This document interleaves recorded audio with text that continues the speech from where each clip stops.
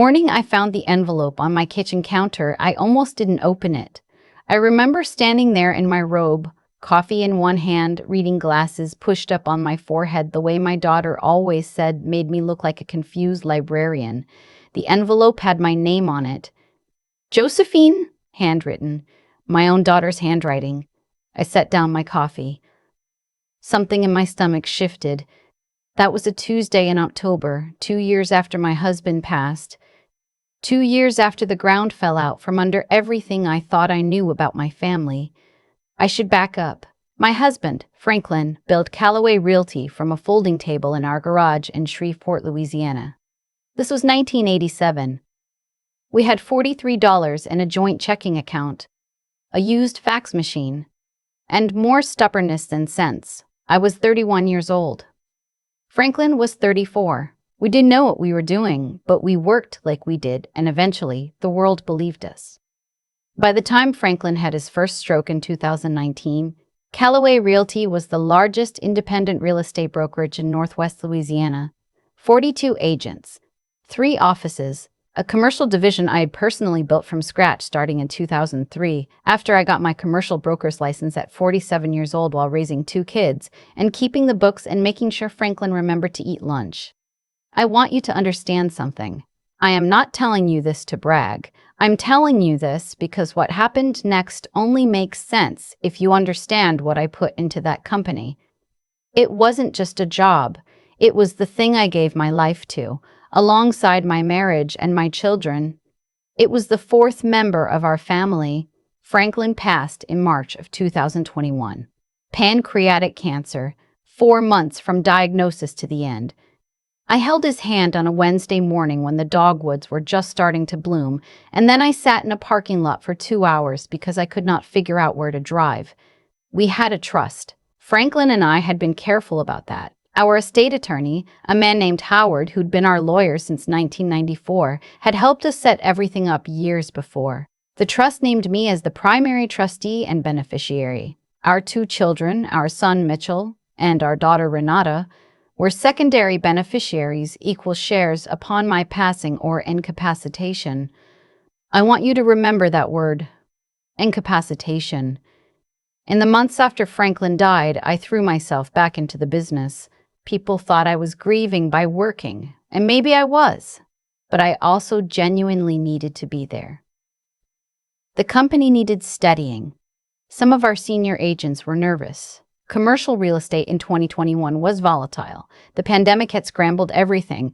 Office space was hemorrhaging value, and we had 3 large commercial clients in the middle of lease renegotiations. Someone had to be in the room. Mitchell was 41 by then. He had joined the company 8 years earlier, after a stint in residential sales at another firm that had ended badly. Franklin and I had brought him on with the understanding that he would learn the business properly, from the ground up. He did mostly. He was charming in the way salespeople are, good with clients, good in meetings. He had his father's handshake and his father's smile. What he did not have was patience for the parts of the business that weren't glamorous. I saw it before Franklin died, but I excused it. You excuse things in your children that you would fire an employee for, and I was no different. Mitchell would delegate the tedious work downward, the compliance filings, the agent training schedules, the lease audit reviews, and then take credit upward when things went smoothly. He cultivated relationships with the commercial clients I had built, took them to golf, took them to dinner, let them believe he was the reason the deals worked. After Franklin's funeral, he came to me with a proposal. He thought we should restructure the company's leadership, formalize things. He'd spoken to some of our commercial clients, he said. He'd just been checking in with them during a difficult time, he said, and they had expressed confidence in his leadership going forward. He had a presentation. Slides. He had made actual slides with our company logo on them for a meeting with his mother at our own kitchen table 3 weeks after his father's funeral. I told him we would revisit the conversation in 6 months. I needed time to grieve. He said he understood. He said, of course. What I did not know was that he had already spoken to Howard. Not our Howard. Howard retired in early 2022. The firm he'd been with brought in a new partner to handle the estate and business work, a younger attorney named Prescott, who Mitchell had apparently been cultivating a relationship with for months.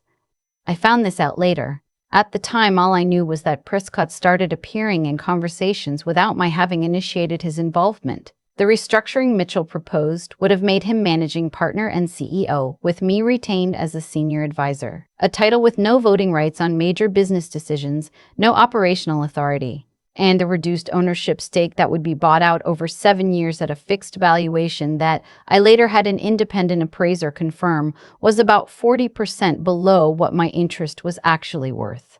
I am 63 years old and I have been in real estate for over 30 years. I know what a low-ball buyout looks like. I know what it means when someone sets a fixed valuation before the market has been assessed. I told him no. He told me I was still emotional from losing Dad. I told him again, no. He said maybe I should talk to someone, a therapist.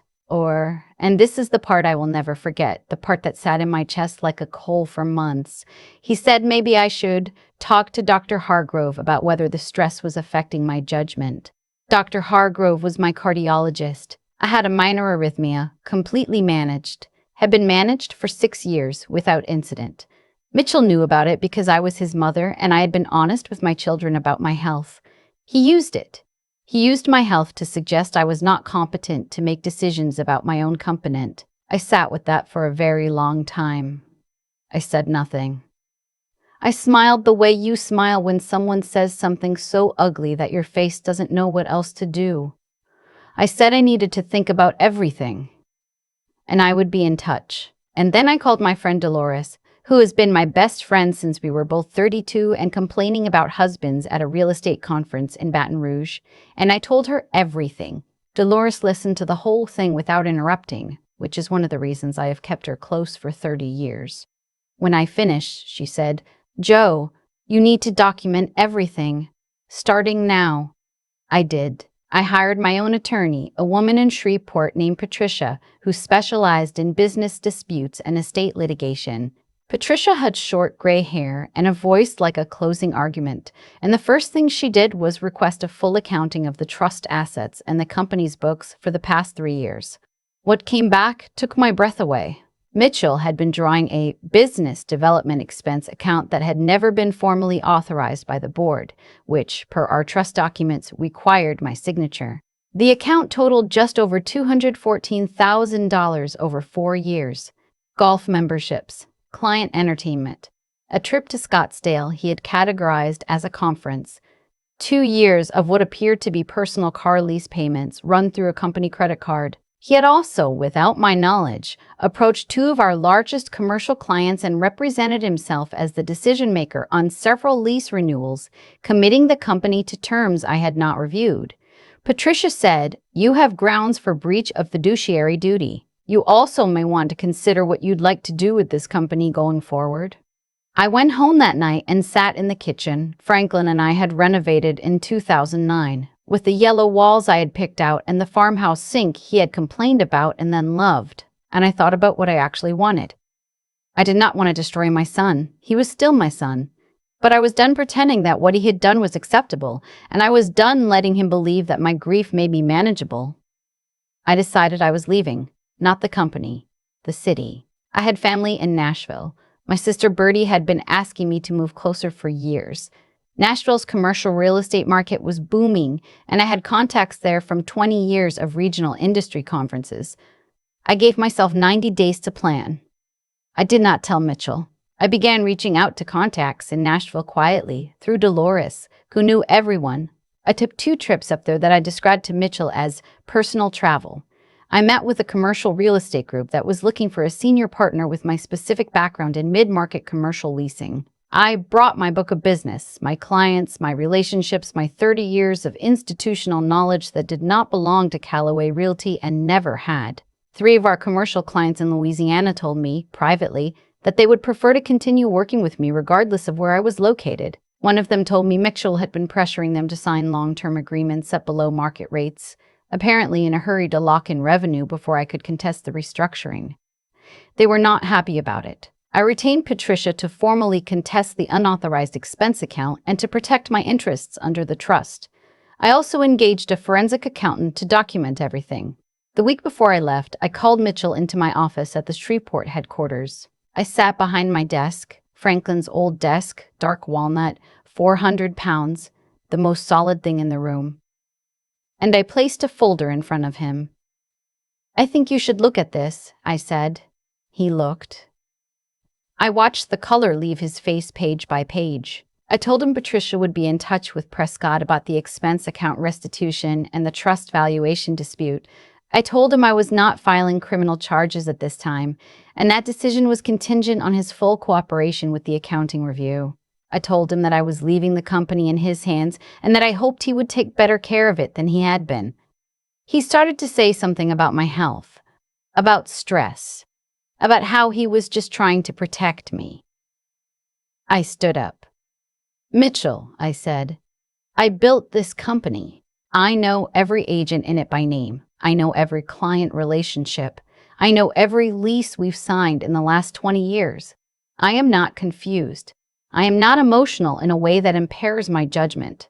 I am a 63-year-old woman who is very, very clear about what just happened here, and I am choosing to walk away because I want to, not because you have maneuvered me out." I picked up my bag. "Take care of the agents," I said. "They deserve better than what they've been getting." And I walked out. Nashville in February is cold in a way Louisiana never quite is, a wet, gray cold that gets into your coat. I did not mind it. I found a condo in a neighborhood called Germantown, 3 blocks from a coffee shop where I became a regular within 2 weeks. My sister Bertie came over for dinner the first Sunday and cried a little, which she blamed on the wine, and I let her. The commercial real estate group, Meridian Advisory Partners, was everything I had hoped. 3 partners who had been in the business a long time, who understood how commercial leasing actually worked, who did not need to be told to do compliance filings or read their own lease audits. I came in as a senior partner. My clients followed. Within 8 months, we had closed 4 significant deals, one of them a mixed-use development lease in Brentwood that became the largest transaction Meridian had closed in 6 years. I was not thinking about Mitchell. I was thinking about the view from my office on the 7th floor of a building on 5th Avenue North, and the way the city looked in the mornings, and whether I wanted to join the board of a nonprofit that focused on financial literacy for first-generation homebuyers, which I eventually did, and which became one of the most meaningful things I have ever been part of. I did not think about Mitchell until the phone call started. He called in May, about 14 months after I left. 3 calls in 1 week. I let them go to voicemail. The messages were vague. He just wanted to catch up. He had some things he needed to discuss. He hoped we could talk when I had a chance. I did not call back. In June, my niece, Bertie's youngest daughter, Tamara, who worked in commercial lending in Memphis, called me to mention carefully that she had heard through industry contacts that Calloway Realty was having difficulties. 2 of the major commercial clients had not renewed their agreements. There had been some agent departures. She didn't have details, only that people were talking. I thanked her and said I hoped things stabilized. In August, Mitchell's ex-wife, they divorced 4 years earlier, and she and I had remained friendly because she is a good woman and none of what happened between them was her doing, texted me to say she was sorry for what I had been through, and that she had always known Mitchell had taken things too far with the company. She said she hoped I was happy in Nashville. I was. In September, I received a LinkedIn message from someone I did not recognize asking if I was affiliated with Calloway Realty. When I replied that I was not, they said they had been trying to reach someone in leadership there for 3 weeks about a commercial lease dispute and no one was responding. I forwarded that message to Patricia. Not my problem, legally. But I noted it. The envelope arrived in October. I stood at my kitchen counter and opened it. Inside was a letter, handwritten, 4 pages, Mitchell's handwriting. He had always had his father's handwriting, those long, slightly backward-leaning letters. He wrote that he understood now what he had done. He wrote that he had found in the company files documentation I had not known he would find, records of my involvement in deals going back to 1989, client correspondence, notes in my handwriting on the backs of old listing sheets, things that told the story of how the company had actually been built. He wrote that he had hired his own accounting firm when things started going wrong, and they had told him things about the company's financial health that he had not wanted to hear. Things that he now understood I had been managing quietly for years. He wrote that he had lost 2 of the commercial clients. He had lost 6 agents. He had let Prescott go and brought in a different attorney who had confirmed that the restructuring proposal had been legally problematic. He wrote, "I told myself I was protecting the company. I think I was protecting my ego. I'm not sure those were ever the same thing, and I'm sorry it took me this long to see the difference." He wrote that the company was still operating. He was trying to stabilize it. He would like my advice if I was willing. He was not asking me to come back. He understood why I had left. He just wanted me to know that he knew what he had done and that he was sorry. 4 pages. He had written 4 pages by hand, which I know because his hand cramps when he writes more than a paragraph. He got that from Franklin, too. I put the letter on my counter and I made a fresh cup of coffee and I sat down at my kitchen table and I looked out the window at the Germantown street that was just starting to turn orange with October, and I thought about my husband and about the $43 in that joint checking account and about the folding table in the garage and about everything that had grown from those things. I thought about the woman who had walked into that first real estate office 30 years ago. Nervous and determined and not entirely sure she belonged there. I thought about what she had built and who she had become and where she was sitting right now. I did not feel triumph. That surprised me a little. I thought I might. What I felt was something quieter, something that had been sitting in my chest for 2 years, like a stone in a river, and now the water was moving around it differently. I called Mitchell that evening. He answered on the first ring. I said, "I got your letter." He said, "I meant every word." I said, "I know you did. That's why I called."